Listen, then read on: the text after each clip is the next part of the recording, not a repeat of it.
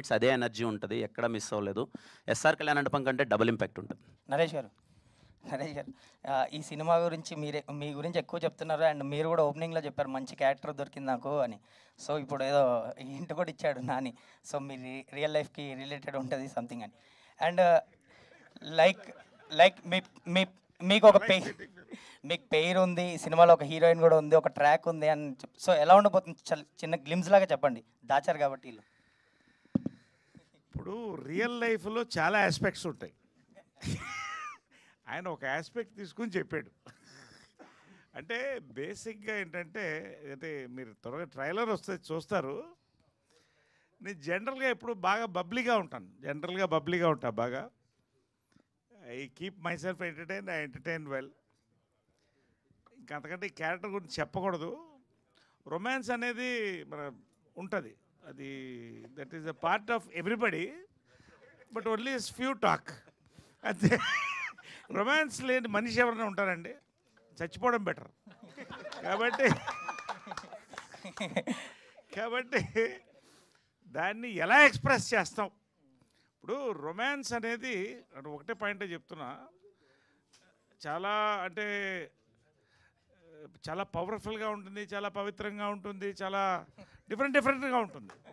సరే, ఇది ఒక కొత్త కోణంలో నా రొమాన్స్ని చూపించాను. అది నాని గారు, సార్ది ఒక డైలాగ్ ఉంటుంది సార్. అంటే సార్ది చెప్పిన దాన్ని కన్క్లూడ్ అంటే, ఎందుకంటే సార్ ఎంత స్పోర్టివ్‌గా మీకు ఈ విషయం తెలుసా? ఇప్పుడు కేంద్ర ప్రభుత్వం ఖచ్చితంగా. ఎందుకంటే మామ అల్లుడు మధ్యన అది వేరే బాండింగ్ అండి. ఫాదర్ సన్ను, బ్రదర్సు ఇవన్నీ వేరే.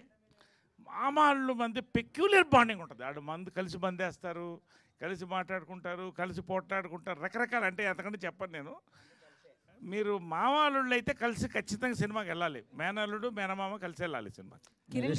నరేష్ గారు, మీరేమో పవిత్రమైన రొమాన్స్ అంటున్నారు, ఆయనేమో పవిత్రంగా ఉంటుంది, పవిత్ర పవిత్ర పవిత్ర అంటారు. ఏంటి పవిత్ర పవిత్ర అని ఇద్దరు కూడా ఎక్కువ మాట్లాడుతున్నారు? ఏం లేదు సార్,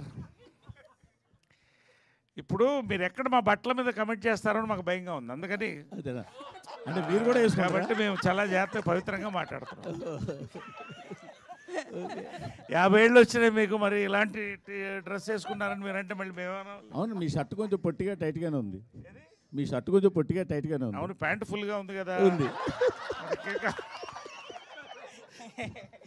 ఓకే. కిరణ్ గారు సార్.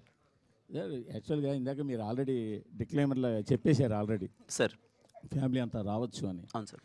మీరు ఎంత చెప్పినా కూడా టీజర్లో ట్రైలర్లో మీరు డైరెక్ట్గా వాడిన పచ్చి బూతులు సార్ అవి కదా, మరి అంత పచ్చిగా అయితే ఓకే చెప్పండి సార్ ప్లీజ్ సార్. మీరు వాడిన ఎల్వరుడు దాన్ని ఏమంటారు సార్? మరి ఓకే సార్ చెప్పండి సార్ క్వశ్చన్.